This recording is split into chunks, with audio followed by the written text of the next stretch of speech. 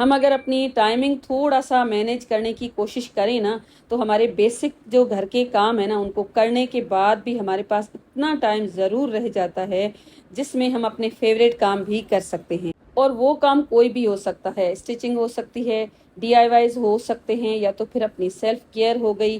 अपने लिए थोड़ा सा टाइम आप निकाल सकते हैं। आज कुछ ऐसे सिंपल से आइडियाज़ आपके साथ में शेयर करूंगी।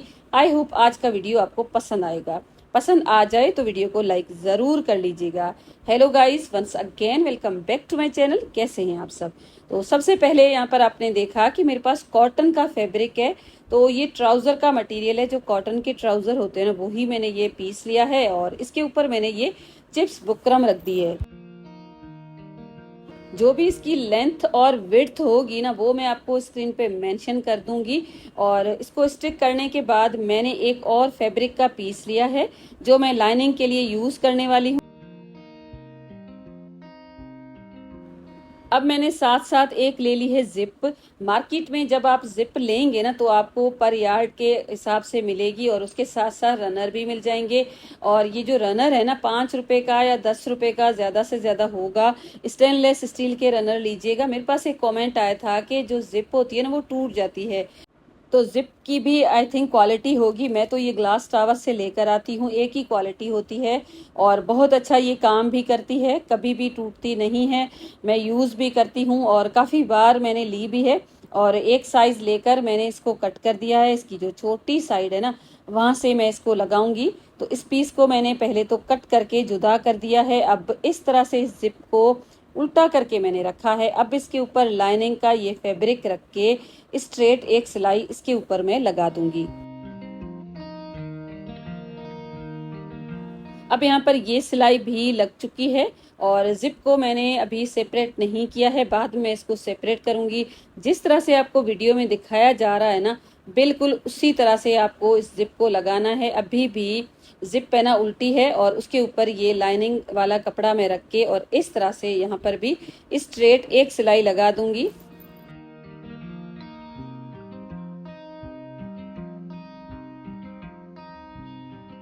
अब ये जिप भी अलग हो चुकी है और स्ट्रेट इसके ऊपर मैं टॉप स्टिच लगा दूंगी दोनों साइड्स पे।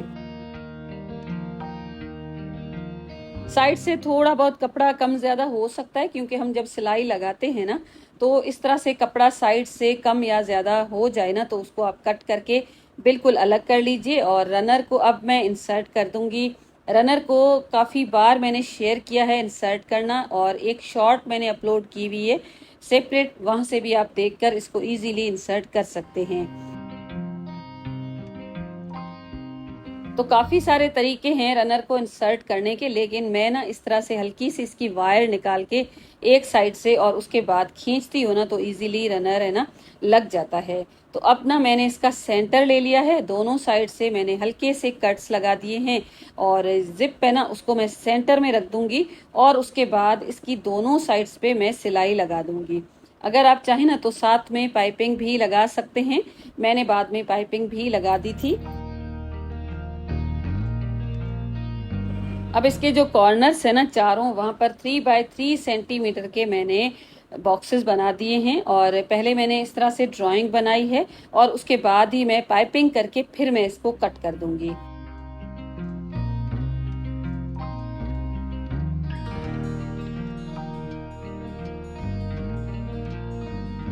अब यहाँ पर साइड से मैंने पाइपिंग भी कर दी है और उसके बाद चारों कॉर्नर्स को मैंने कट कर दिया है। अब इस तरह से इसको कट करने के बाद इसके जो कॉर्नर्स है ना, उनको हमें कुछ इस तरह से मिलाना है और उसके बाद स्ट्रेट सिलाई लगा देनी है। यहाँ पर भी आप पाइपिंग कर सकते हैं।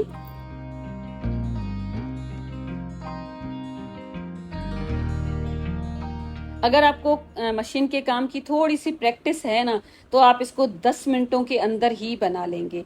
अगर आप बिगनर्स हैं तो आप ज्यादा से ज्यादा 15 से 20 मिनट लेंगे और आप बहुत ही प्यारा सा क्यूट सा एक पाउच घर पे बना के रेडी कर देंगे। अब आप इसको जिस तरह से चाहें यूज कर सकते हैं। सैनिटरी पैड्स आप इसके अंदर रख सकते हैं, अंडरगारमेंट्स भी आप रख के और उसके बाद अपने बैग में इसको रख सकते हैं, क्योंकि इस तरह की चीजें जब हम सामने रखते हैं ना, तो अच्छा लुक नहीं देती हैं। तो आप ना इसके अंदर जब रखेंगे तो चीज़ें सारी सिमटी भी लगेंगी, इससे बड़ा छोटा भी बना सकते हैं।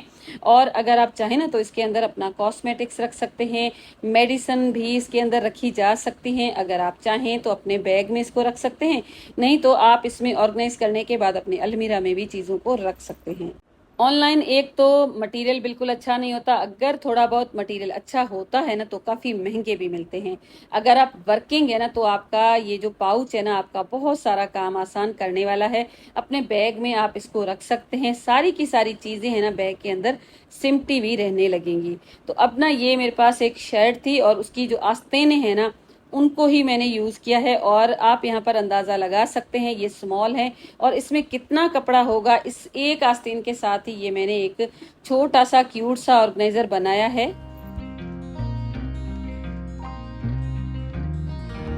अब इस फैब्रिक के मैंने पीसेस निकाले हैं और इन सब की जो भी लेंथ और विड्थ होगी ना स्क्रीन पे भी मेंशन कर दूंगी और उसके साथ साथ डिस्क्रिप्शन बॉक्स में भी मैं लिख दूंगी। आप वहां से कॉपी करके उसके बाद इजीली बना सकते हैं, स्क्रीनशॉट लेकर अपने पास भी रख सकते हैं।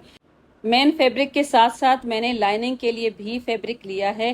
3 ये जो पीसेस है ना इनके लिए मैंने लाइनिंग यूज की है, और चौथा ये जो छोटा सा पीस है ना इसके लिए हम लाइनिंग नहीं यूज करेंगे। और उसके साथ साथ चिप्स बुकरम है ना उसकी भी साइज मैं आपको मेंशन कर दूंगी, इसके लिए ही मैंने कट किया है।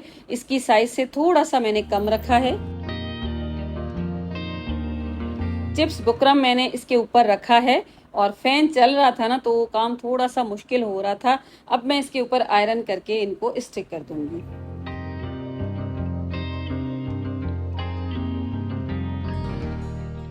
अब मैंने एक ले ली है जिप छोटी सी, उल्टा करके इसके ऊपर मैंने रखा है। इस तरह से ये जिप मैंने यहाँ पर बड़े पीस के ऊपर लगाई है। इसकी जो लेंथ है ना उसके अकॉर्डिंग दूसरा छोटा पीस जो मैंने कट किया है ना वहां पर भी मैंने इस तरह से जिप लगा दी है। अब यहाँ पर ये जिप भी लग चुकी है। टॉप स्टिच इसके ऊपर मैं लगा दूंगी। एक्स्ट्रा जो भी जिप है ना उसको मैं कट करके सेपरेट कर लूंगी। तीसरा जो फैब्रिक का पीस है ना उसको मैंने इस तरह से रखा है और इसके ऊपर एक सिलाई लगा दूंगी और कुछ इस तरह से ये बनके रेडी हो जाएगा। सबसे छोटा सा जो पीस है ना उसको मैंने कुछ इस तरह से टॉप पे स्टिच लगा के एक लूप रेडी कर लिया है और उसके साथ साथ की चेन की रिंग ले ली है और इस तरह से मैं इसको लगा दूंगी। अब इस लूप को जिप के ऊपर मैंने कुछ इस तरह से रखा है। यहाँ पर मैं लगा दूंगी सिलाई। सिलाई लगाने के बाद एक्स्ट्रा जिप है ना उसको मैंने कट कर दिया है और इस तरह से इसको कट करने के बाद दूसरी जो साइड है ना उसको इसके ऊपर रख के एक सिलाई लगा दूंगी।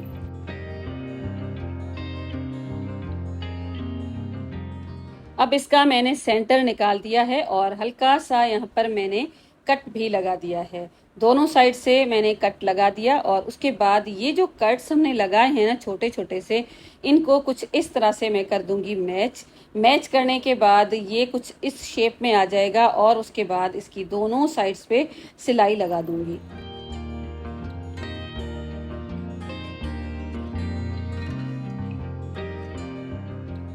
अब मैंने सिलाई भी लगा दी है और यहाँ पर आप देख सकते हैं इसके जो कॉर्नर्स है ना उसके ऊपर भी मैंने कट्स लगाए हैं, क्योंकि ये बिल्कुल छोटा सा है और इसके ऊपर सिलाई लगाना थोड़ा सा मुश्किल भी होता है और हमें जो काम करना है ना वो भी बिल्कुल नीटनेस के साथ करना है। और पाउच जो रेडी होगा ना मार्केट से भी अच्छा बन के रेडी हो जाएगा। तो यहाँ पर आप देखें कुछ इस तरह से मैंने चारों कॉर्नर्स पे कट भी लगा दिए और इस तरह से मैंने किए हैं सेट करने के बाद क्लिप्स में लगा दूंगी।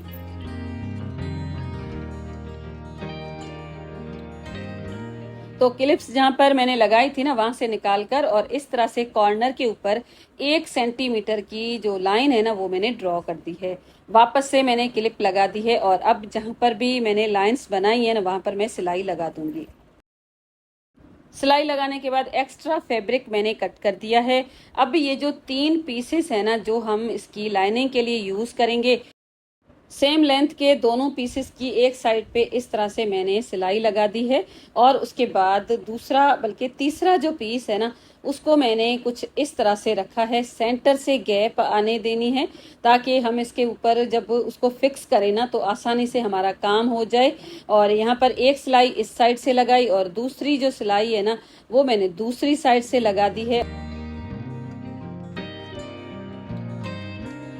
सेम मेथड के साथ मैंने इसका ले लिया है सेंटर, और ये जो कट्स हमने लगाए हैं ना उनको मैच करते हुए दोनों साइड्स पे मैं लगा दूंगी सिलाई।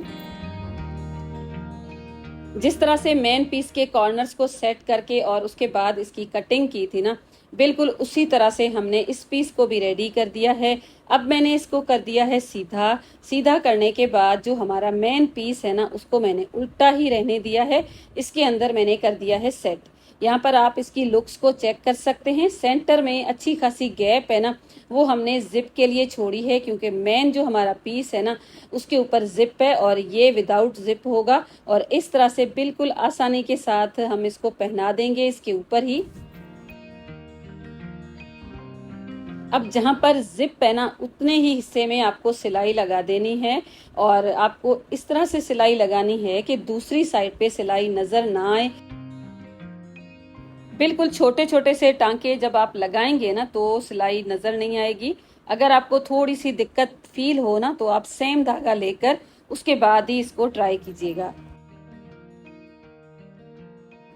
इसकी चारों साइड्स पे बहुत अच्छी तरह से मैंने सिलाई लगा दी है, और इतना इसको रेडी करने के बाद लास्ट में ये धागा बिल्कुल पक्का करके उसके बाद मैंने इसको कट किया है। अब यहाँ पर आप देख सकते हैं क्यूट सा एक छोटा सा पाउच बनके रेडी हुआ है, और मुझे ना ये बहुत ही ज्यादा पसंद आया था। एक तो इसका जो कलर है ना वो भी बहुत अच्छा है, जिप भी बहुत नीटनेस के साथ लगी है, और इसकी जो साइज है ना वो बिल्कुल परफेक्ट है। हमारे जो बैग्स होते हैं ना उसमें रखने के लिए मैंने इसको बनाया है, और छोटा सा क्यूट सा है। तो अक्सर हम अपने बैग्स में लिपस्टिक या तो कोई और छोटी छोटी सी जो चीजें होती हैं उनको रखते हैं ना, इसमें अगर आप डाल के रखेंगे ना तो चीजें हैं ना आपको ढूंढनी नहीं पड़ेंगी, ऑर्गेनाइज रहेगा आपका बैग। इसके अंदर आप चाहे ना तो अपनी जो चाबियां हैं ना वो भी रख सकते हैं, वो भी आपको ढूंढनी नहीं पड़ेंगी। आपके मोबाइल पे कोई स्क्रैचेस नहीं होंगे।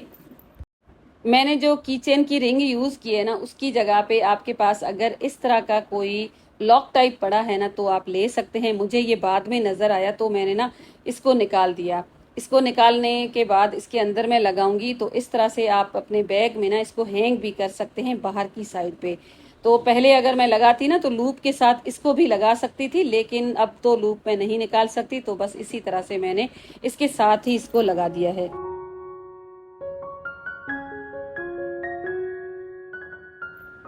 लिपस्टिक या तो फिर हमारे ये जो ईयरबड्स वगैरह है ना इनको भी आप इसके अंदर रख सकते हैं, और मुझे बहुत ही अच्छा लगा है। आप मुझे जरूर बताइएगा कि आपको ये छोटा सा क्यूट सा पाउच कैसा लगा है। तो अब आ जाते हैं आइसक्रीम की रेसिपी की तरफ। आप ये कहेंगे कि निर्मला आप भी इतनी सारी आइसक्रीम का क्या करती होगी, तो हम ना बाहर से आइसक्रीम बहुत कम लेते हैं, तो घर पे बन जाती है, और एक तो अच्छी भी होती है, हेल्दी भी होती है। बाहर की चीज़ों का आजकल कोई भरोसा नहीं होता है। मोस्टली मेरी पूरी कोशिश होती है कि जितनी चीज़ें मैं अपने घर पे ही बना सकूं, तो जितना पॉसिबल हो पाता है ना उतनी तो मैं बना लेती हूँ। उनमें से आइसक्रीम है ना सिंपल है, मुझे बिल्कुल थोड़ा सा टाइम लगता है। और आज बस ये 3 चीज़ें हैं मेरे पास। क्रीम के 2 पैकेट्स ले लिए थे, और उसके साथ साथ कंडेंस मिल्क लिया है। बस 2 चीज़ों के साथ आप आइसक्रीम बना सकते हैं। इसको मैंने बीट किया है। तो बीट करने से पहले क्रीम को मैंने तकरीबन आधा घंटा फ्रीज़र में रखा है ताकि अच्छी तरह से ये चिल हो जाए, और उसके बाद बीट करने में भी आसानी हो जाती है और क्रीम फटती भी नहीं है। तो जब ये डबल हो जाए ना उतनी देर तक मैंने इसको किया है बीट। साथ साथ मैंने जो कंडेंस मिल्क है ना वो भी शामिल किया है। पूरा टिन मैंने यूज़ नहीं किया है, बचा लिया था मैंने, तकरीबन हाफ ही यूज़ होगा। तो इतना जो टिन है ना उसमें आपके 2 बार आइसक्रीम बन जाएगी। तकरीबन 1 लीटर की बनेगी ज़रूर, और मार्केट में 1 लीटर का जो डब्बा होता है ना काफ़ी ज़्यादा महंगा भी होता है, और उसके साथ साथ हमें ये बिल्कुल पता नहीं होता कितना ये हेल्दी है और इसमें कौन कौन सी चीज़ें मिक्स की हुई हैं। कंडेंस मिल्क को ऐड करने के बाद मैंने इसको थोड़ी सी देर के लिए बीट किया है ताकि अच्छी तरह से ये मिक्स हो जाए। और इस स्टेज पे अगर आप इसको फ्रीज कर देंगे ना तो भी आपकी आइसक्रीम रेडी है। लेकिन मैं हमेशा ओरियो ऐड करती हूँ इसमें, तो ओरियो के मैंने पैकेट्स ले लिए हैं और ये तकरीबन 6 का एक पैक है और इसको मैंने इस तरह से क्रश कर लिया है और उसके बाद इसको मैं कर दूंगी मिक्स। और आज मैंने 2 बोल्स लिए थे, उनमें मैंने इसको किया था फ्रीज। ये जो बड़ा बोल है ना ये मैंने अपने बच्चों के लिए रखा था और ये छोटा सा जो बोल है ना इसमें मैंने आइसक्रीम डाल के मेरे भांजे को भेजी थी, तो मैंने इसी में अलग से फ्रीज कर ली थी। अब इसको हम तकरीबन ओवरनाइट के लिए फ्रीज करेंगे और फ्रीज करने से पहले इसके ऊपर ये जो लिड है ना डिस्पोजेबल लिड, इसको मैं लगा लेती हूँ। अगर आपके पास इस तरह की कोई लिड मौजूद नहीं है तो आप क्लिंग शीट भी लगा सकते हैं। ये लगाने से ये फायदा हो जाएगा कि आपकी आइसक्रीम में क्रिस्टल्स नहीं बनेंगे, बिल्कुल मार्केट वाला ही लुक देगी। तो ये तो बॉक्स चला गया है इस आइस बॉक्स में और ये मैंने फ्रीज कर दी थी। फ्रीज करने के बाद इसकी आप लुक चेक कर सकते हैं। टेस्ट तो मैं आपको बिल्कुल भी नहीं करवा सकती हूँ। ये जो आइसक्रीम बनी थी ना बहुत ही अच्छी और बहुत ही ज़्यादा टेस्टी बनती है, क्योंकि इसमें कंडेंस मिल्क भी ऐड है, उसका भी टेस्ट आता है। वनीला फ्लेवर अगर आप देना चाहते हैं ना तो कुछ ड्रॉप्स वनीला एसेंस के डाल सकते हैं। मैंने तो डाले ही नहीं, बल्कि मैं भूल चुकी थी, इतनी मुझे कोई जल्दी होती है ना काम को पूरा करने की, तो वनीला एसेंस के बगैर ही बहुत ही टेस्टी सी ये बनी थी। तो बस आई होप आज के आइडियाज़ और रेसिपी आपको पसंद आई होगी। पसंद आई है ना तो लाइक ज़रूर कीजिएगा, शेयर कीजिएगा। चैनल पर अगर आपने फर्स्ट टाइम विजिट किया है तो चैनल को सब्सक्राइब करके साथ साथ बेल का जो छोटा सा आइकॉन है ना उसको भी हिट करना बिल्कुल भी ना भूलिएगा। Thank you and bye bye.